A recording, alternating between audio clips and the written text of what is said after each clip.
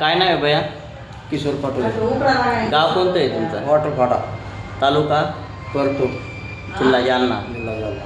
तुमच्या बंधूला इथं दारू सोडायसाठी आणलं होतं तुम्ही, हां? हो, तर काय कसा फरक आहे त्याला?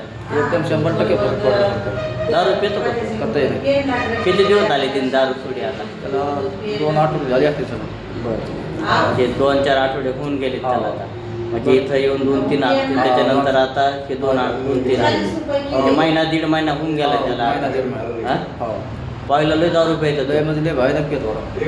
सकाळी उठलं का प्यायचा? सकाळी म्हणजे संध्याकाळी झोपून रात्री झोपून दारू प्यायचा. आता काहीच नाही सर. बरं बरं.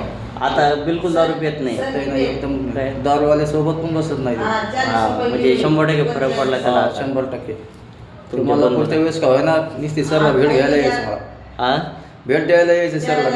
बरं बरं बरं. आता चांगला हिंडतो फिरतो, आता काय अडचण चांगलं नाही. व्यवस्थित आहे आता ते. हां, चांगलं व्यवस्थित आहे, कामं धंदे त्याच्या सगळे काम करतो ते आता व्यवस्थित. दारू सुटली त्याची आता. हां, दारूला फरक पडतो ना पण? 100% पडला. तुमच्या बंधूला 100% फरक पडला. 100% पडला. बरं बरं. लोक म्हणते फरक पडत नाही. नाही नाही, आमच्यात पडला बंधूला. 100% फरक पडला. बरं.